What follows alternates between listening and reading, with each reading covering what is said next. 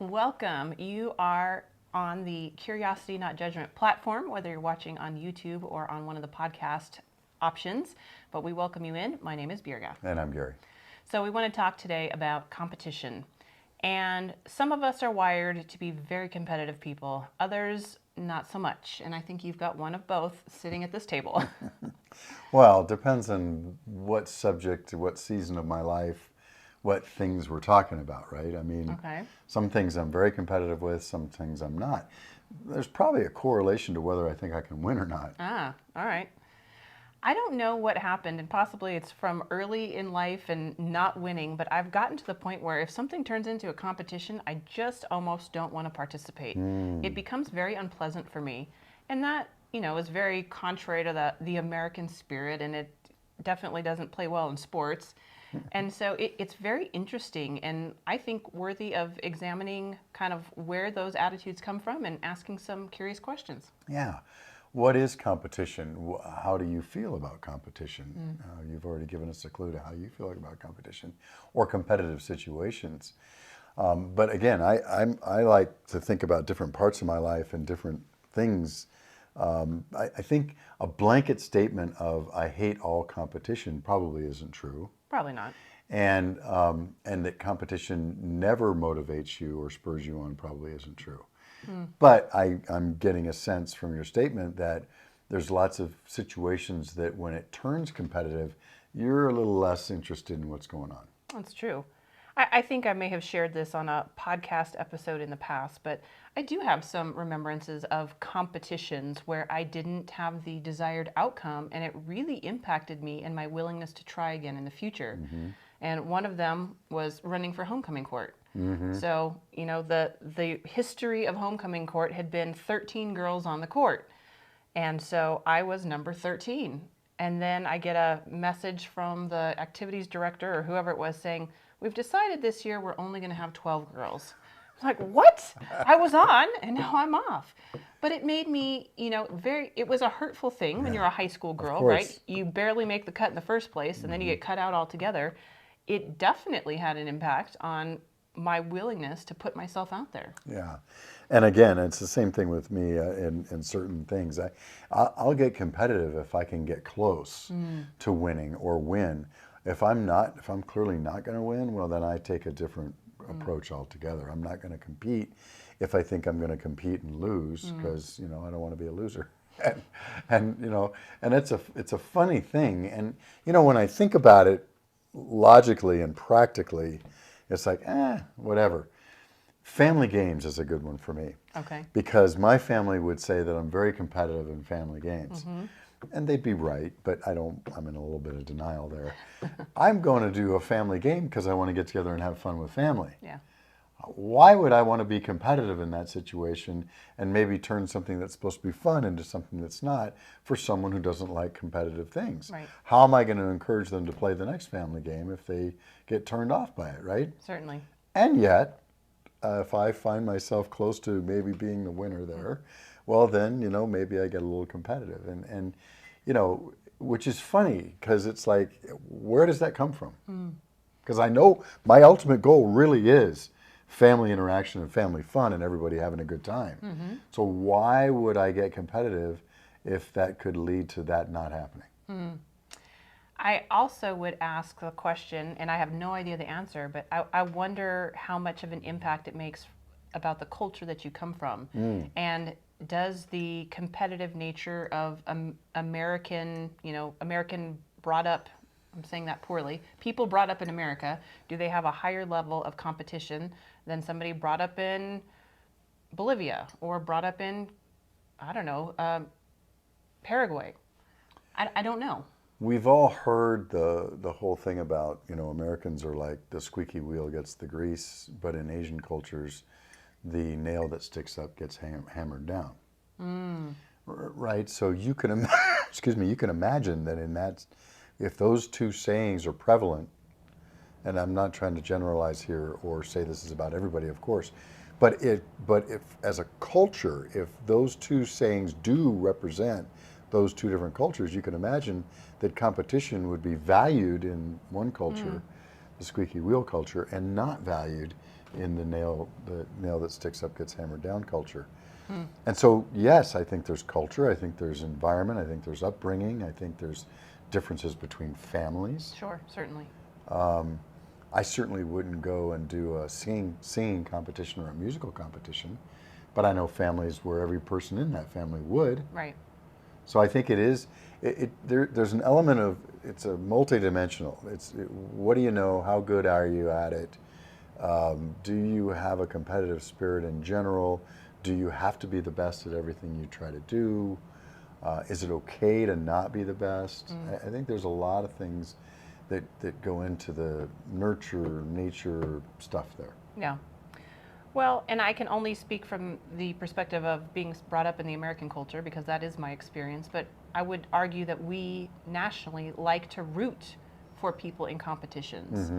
There is something about even being a spectator or an observer of a competition, and we pick a favorite and we want to see them win. And whether we're talking sports teams with billions of dollars that are pumped into a system, or we're talking about arm wrestling competitions, which oddly enough sometimes will be broadcast on sub channels. We like to see competitions. We want to see who the best singer is, who the best dancer is, who the best football player is. We want to see somebody on top. I remember I'm old enough to remember the ABC Sports, which used to be the king of sports. They had this introduction that was before every single thing they showed, and it was what was it? The thrill of victory and the agony of defeat. And the thrill of victory was somebody coming across the finish line, number one, and the agony of defeat was this poor guy who was wiping out in a ski thing, going through all this, and it's a big deal. It was a part of our culture growing up for sure. We want to see people win. We also want to see people lose, just like we like to watch. Some people like to watch car races for the wrecks, right? And we want to see what happens as a result. But you mentioned arm wrestling, and I'll never forget this demonstration. Stephen Covey, as people who listen to this broadcast know, was a popular business guru leader when I was in my early Intel days, and I got to see him live one time, and he did this thing on win-win. And he brought up a big burly guy from the audience, and he says, "Okay, we're going to have an arm wrestling competition, and for the next 5 minutes, if you can, whoever wins, gets $1." Right? Okay. And so, Covey stands up there and does this, and the guy just takes his hand and boom, crushes it. Yeah. And Covey goes, "Okay, you get $1." And then the guys just kind of look at him like, what's going to be the point of this? We all know we're here to learn something. This can't be why you've invited me up there. So, and this is all part of it. So Covey says, "Okay, let's do it again," and the guy wins again. Now the next time, as the guy's kind of setting up, Covey kind of surprises him and wins one, and gets I got $1. And then anyway, and it becomes obvious at the end that the way for them to both win is to just go back and forth, letting each other win, and they both get dollars. And as faster you go, the more dollars you get. Interesting. And it's a whole thing about sometimes we set up competitions where another approach might be better for everyone. Oh my, that is opening up a whole series of thoughts in my head. But certainly when you are talking about the business environment, is it necessary for things to be viewed in a competitive way? Or is there a better solution to having it be a win-win outcome? Perhaps you've got a quota to meet in a sales department, and is it you versus the other person? Or is it you working together and strategizing together? Because ultimately the company wants to win, right? And maybe there's incentives for, X number of widgets that you sell, but you selling widgets and helping someone else selling widgets succeeding alongside you doesn't diminish your widget success. And No, but it may seem that way. It may. And many sales organizations are set up exactly like that as a competition, and many salespeople respond to that competition and do that. But, I remember a classic exercise that we used to do in one of our Intel management training courses where you had you'd set up these two sides, and even the setup is adversarial. Okay, we're going to have Team A and Team B, and you've got this fruit that's on this island, and the fruit can either be used to feed these starving kids who are going to die, or the fruit can be used for this medicine for this different group of people who are going to die. Let's go figure out what we're going to do with the fruit. And it became all about winning and saying, it's all about the children, it's all about these people who have this certain disease, who's more worthwhile, blah, blah, blah, blah, and you get all this. And a lot of teams would end up in this big debate. And okay, we want to debate our answers at the end and see who wins. If you're curious and not judgment, you find out, if you really read and look at the situation, that the medicine is made from the rind of the fruit, and the fruit is the food. You can peel the fruit and do both. And every once in a while, a set of teams figures that out. But most times they don't. So what is it that drives us to feel like we have to one-up somebody else? Why is that inherent in our chemistry? I think we all I walk around thinking about my self-worth a lot of the time. I think a lot about myself a lot of the time. As we all do. As we all do. And I feel like for some odd reason, no, not odd, it just is part of at least who I am. If I win something, I feel better about myself. How do you feel if you help someone else win? I know what the right answer is there. Well, it's a serious question. Like, is it a lesser feeling of joy or a lesser feeling of, whatever that adrenaline boost is? Well, total transparency. I love it when other people win now and I can have a part in that. But that's not always the way it was. I think when I was a young engineer, kind of climbing the ladder, looking for the promotion and the raise and all that kind of stuff with a young family, justifying that, I'm going to do better for my family by climbing the ladder faster than the next person. I think I probably was a little too competitive and was happy when somebody's project didn't go well and happy when mine did. All right, so maybe we start exploring some questions around, is the way that I'm wired presently a little too competitive, and is there a way to shift my perspective and my drive so that my barometer, dips more towards the win-win category? There's a good use and a bad use for almost anything. And I think if a competitive spirit drives us to do good for others, that's probably a good thing. If we're finding ourselves being in a competitive spirit to make ourselves feel better or for our benefit alone, it might be something to look at. I come out of the nonprofit world, or part of my professional experiences in the nonprofit world, and I had many an opportunity to talk with leaders of nonprofits that were these small little nonprofits that were doing a good work but minimally impactful because either they didn't have adequate budget, they didn't have adequate volunteers, supplies, etc. And so part of my professional journey and one of my greatest joys was honestly finding a time that there could be some conversation around what can we do together and accomplish a greater effect than all of these little groups are trying to do independently. And what I found through this season of my life was what you just said. Winning is so tied to our identity that it's very hard to shake out of that mentality.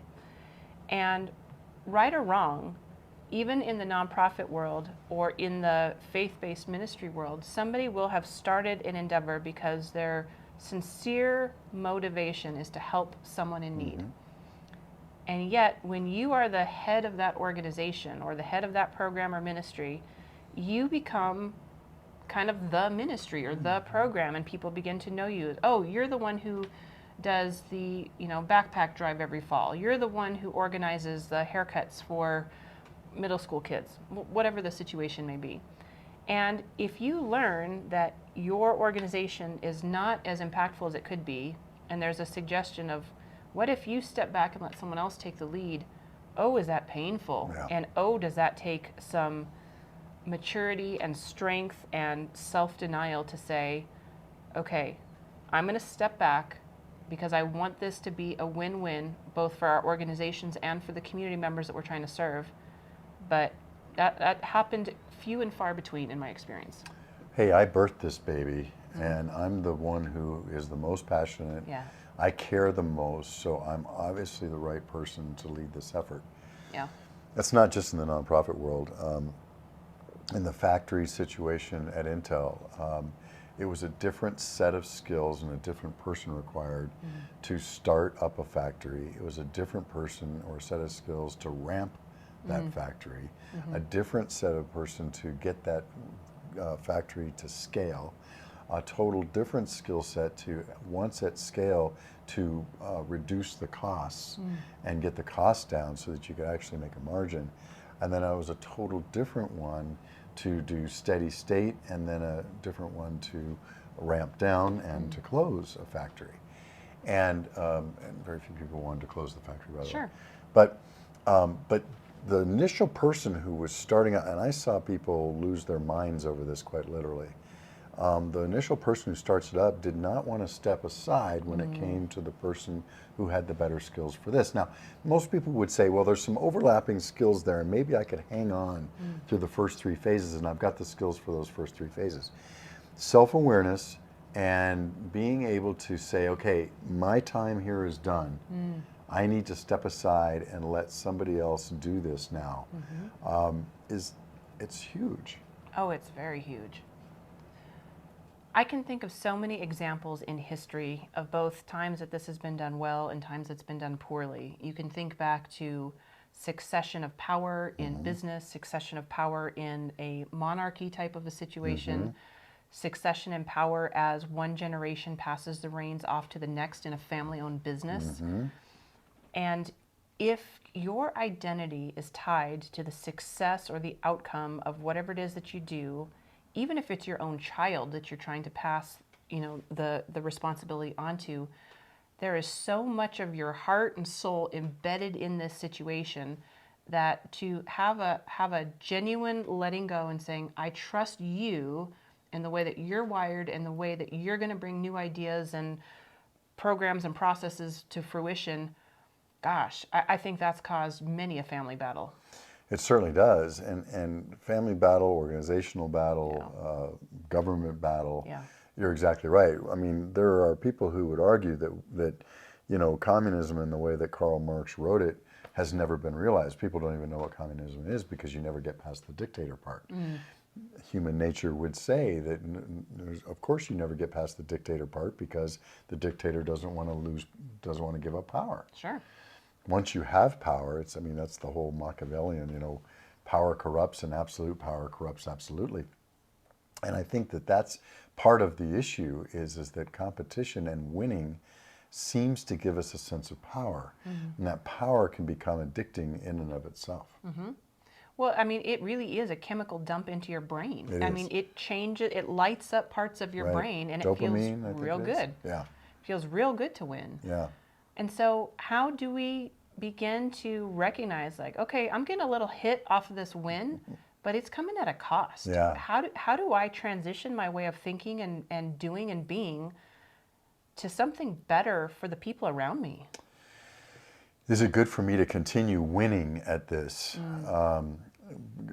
Given the situation that I'm in and the people around me, is it good for me to win, or is it good for others to win? Is it good for the organization to win? Are there ways? Now, oftentimes we have our own blinders on. I have my own blinders on where I think, no, I know best. And I convince myself, I know best. Nobody else is going to be able to do this as well as me. This is part of the problem with delegation. There are many people, wise people, who have figured out that when they start a company, the first thing they start doing is a succession plan.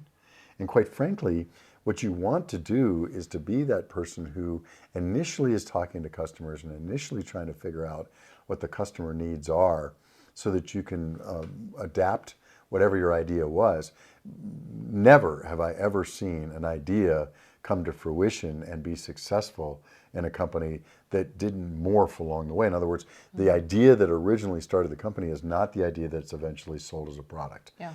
And it takes those. This is the successful ones. I've seen plenty die Yeah. where yes, I'm going to stick with this idea, and I won't pivot to what the customer needs. So, but when you do that, then once you've done that, well, now it's time for you to step back and start thinking about the culture of the organization, the processes that need to be built in the organization, the company building part. And that means that you are planning a succession all along so that other people now are out talking to the customer and bringing that customer feedback back, et cetera, et cetera. And it's the hardest thing to do. And people, we watch every day companies and organizations and nonprofits and families even struggle with that. Yeah.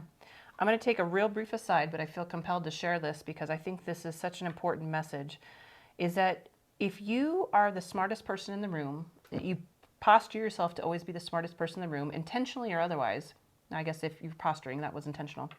But you have to be very aware that if something unexpected were to happen to you, it could be the end of your business, your nonprofit, your ministry, whatever it is that you're running. You and I both know of somebody who was running a company, and all of the science, all of the data was in his head. And when he got sick and passed away, the wake that was left in his absence was tremendous and devastating. Devastating. And this is the issue. And quite frankly, and a real practical way to think about this is most people who start up companies want to eventually to build its value and sell that company. You can't sell a company if it's all you. Right, right. Otherwise, you're just going to create yourself a job by having to join that company, that larger company, as an employee. And you don't want to be the gateway for everything in the company. You can't scale that way. If you're going to be a person who's going to build a company, it's legendary. You're never going to get over $1 million a year in revenue because everything has to come through you. So in order to scale, you have to give up. So the point is, we cannot try to be this sole winner in any given situation. Yeah. You have to spread the win. Yeah. So. Well, and I think this plays out in sports teams. There's been many a movie made about it, right? You've got the one egocentric star player, and they assume, I am the team. I am the team. Without me, you fail. Right. But ironically, if that person's attitude has so poisoned the team, against him or her, it does have that kind of self-fulfilling prophecy, but not because of the level of play, because of how people feel to work in conjunction with that individual. That's right. And give me there's a saying that says, instead of a group of prima donnas, give me a team of just average to above average people who will work together and play nice in the sandbox. We will win every time. And I think that's true, because if you've got different people rowing different directions, think about a canoe, or one of those things where you have a race with 20 people in it. If they're not all rowing the same direction, they're all rowing to different directions, you're going to lose every time. Yep, going in circles. Well, so I think maybe that's a good place to pause for today, and just to leave you with some key questions of, how competitive are you? Is it always to your advantage? Are you doing some damage in relationships to people around you by insisting that you be the one to win? And so these are some hard questions to ask. And if you uncover the answer is something that makes you cringe a little bit, then doing the hard work of beginning the process of, okay, how can I help people around me succeed? And I think that's the key question. Am I being competitive for the benefit of others, or being competitive for the benefit of myself? All right, so sit on that one. We'll see you next week. Thanks so much for tuning in. Take care.